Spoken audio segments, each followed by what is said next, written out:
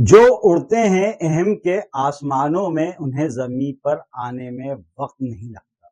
जो उड़ते हैं अहम के आसमानों में उन्हें ज़मीं पर आने में वक़्त नहीं लगता। हर तरह का वक़्त आता है ज़िंदगी में वक़्त के गुज़रने में, हर तरह का वक़्त आता है ज़िंदगी में वक़्त के गुज़रने में वक़्त नहीं लगता। क्या पूर्व केंद्रीय मंत्री स्मृति ईरानी की हार की वजह उनका अहंकारी रवैया रहा?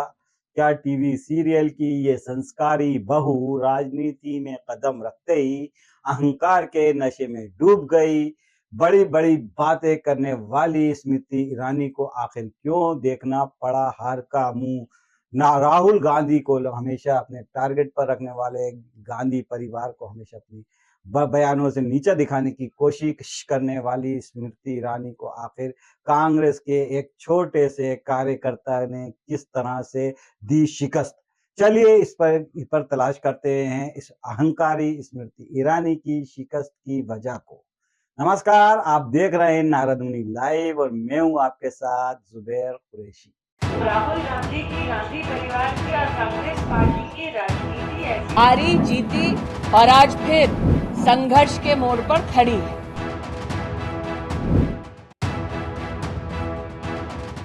दोस्तों, लोकसभा चुनाव को लेकर सबसे चौंकाने वाले परिणाम उत्तर प्रदेश के रहे। इंडिया गठबंधन ने सारे अनुमान और एग्जिट पोल को गलत साबित करते हुए बीजेपी के अकेले पूर्ण बहुमत हासिल करने की राह में रोड़ा डाल दिया।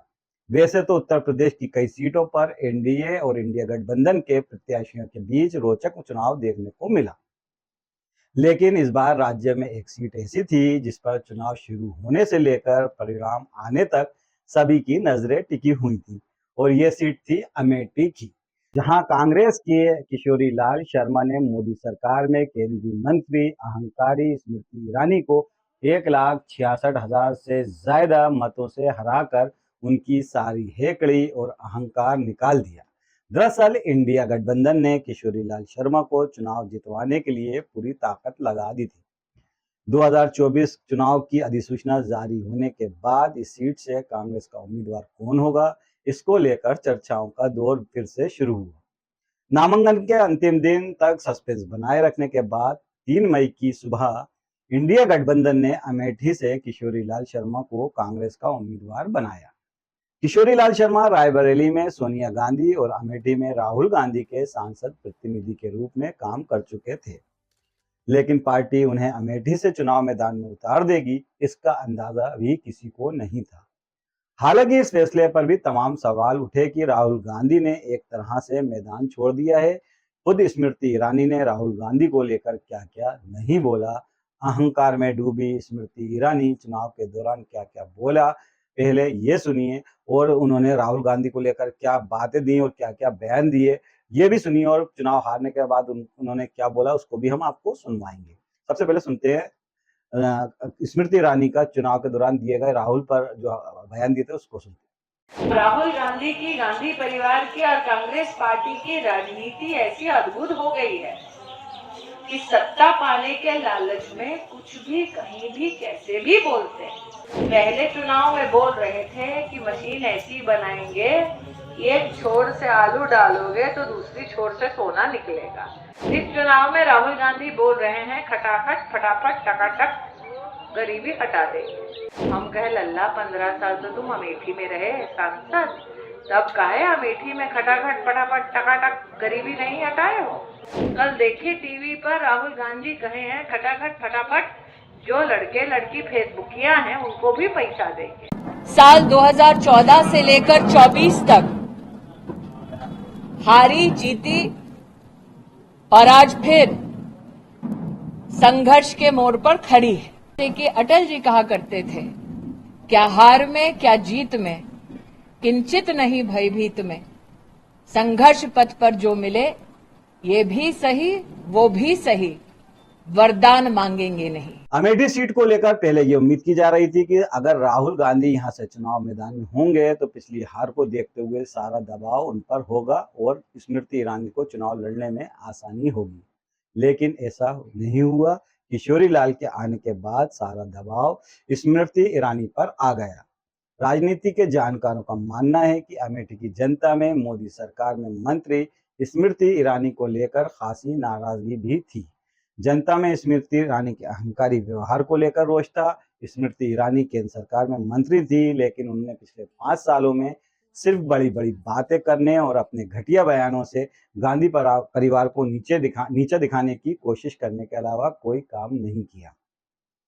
अमेठी में इन 5 सालों के में विकास का कोई ठोस काम नहीं किया गया। इसके साथ साथ महंगाई और बेरोजगारी को लेकर भी जनता ने इस बार स्मृति ईरानी को आड़े हाथों लिया और बिल्कुल उसको नकार दिया। जनता को इनसे बड़ी उम्मीद थी कि ये मंत्री हैं, क्षेत्र में बहुत काम होगा, लेकिन ऐसा कुछ नहीं हुआ।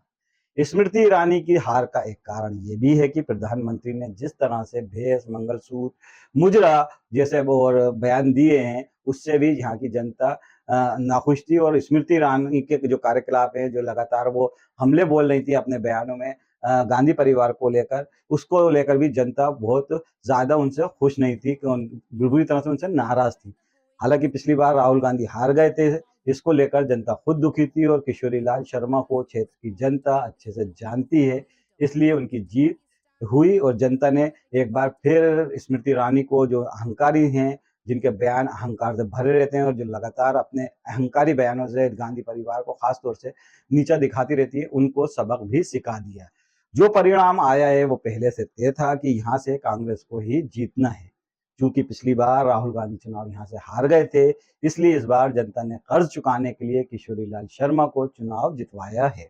स्मृति ईरानी और उनके स्थानीय प्रतिनिधि की कार्यशैली से भी लोगों को नाराजगी थी, लोगों में भयंकर नाराजगी थी, इसलिए भी स्मृति ईरानी की यहाँ हार हुई है। 2019 में राहुल गांधी की हार के बाद से अमेठी की जनता क्षुब्ध थी, कश्मकश में थी, नाराज थी। लोगों को एहसास हुआ कि उसने बहकावे में आकर हीरा खोकर प्लास्टिक की तरफ हाथ बढ़ा दिया था। जायस कस्बे में एक जो है, अमेठी के पास ही एक कस्बा है जायस, वहाँ के एक महिला है अस्पताल है जो कि कई सालों से बंद पड़ा है, लेकिन यहाँ पूछने कोई नहीं आया। इन महिलाओं के नाराजगी के लिए बड़ी समस्या, इन जो महिलाएं यहाँ पर जो महिला अस्पताल है उसमें इलाज के लिए बड़ी समस्याएं हैं, लेकिन स्मृति ईरानी ने सांसद रहते हुए इसको लेकर पिछले 5 सालों में कुछ नहीं किया।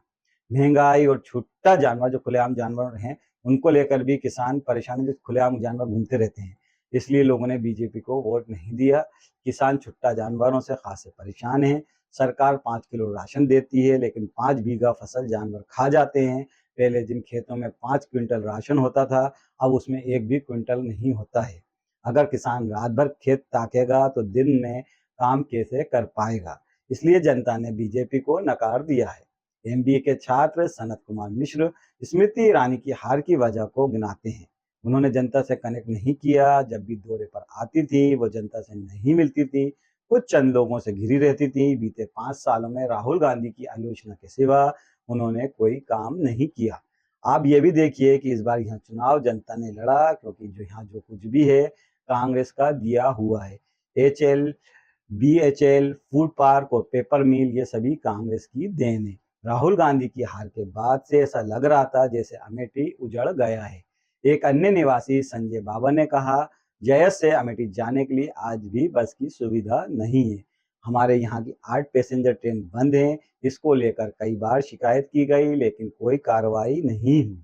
किशोरी लाल शर्मा को जीत दिलवाने में समाजवादी पार्टी का भी योगदान रहा है। किशोरी लाल शर्मा के पक्ष में माहौल बनाने के लिए अखिलेश यादव और राहुल गांधी ने अमेठी में संयुक्त रैली की थी। अमेठी से समाजवादी पार्टी के कोषाध्यक्ष जैनुल हसन ने कहा, स्मृति ईरानी का कोई भी काम धरातल पर नहीं दिखा और पिछले 5 सालों में सिर्फ अमेठी की ही नहीं बल्कि पूरे प्रदेश की जनता भारतीय जनता पार्टी से उब चुकी थी। जनता ने बहकावे में आकर 2019 में भाजपा को वोट दे दिया था। कांग्रेस के वरिष्ठ नेता और किशोरी लाल शर्मा के इलेक्शन एजेंट सुरेश प्रताप सिंह किशोरी लाल शर्मा की जीत के कई कारण बताते हैं। उन्होंने कहा, सबसे बड़ी वजह तो यही है कि क्षेत्र के हर गांव में कुछ ना कुछ लोग ऐसे हैं जो किशोरी लाल शर्मा जी से सीधे जुड़े हुए हैं।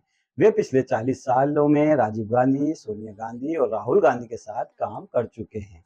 इसके अलावा अमेठी की जनता ने 2019 में हुई गलती को सुधारने का भी काम किया है।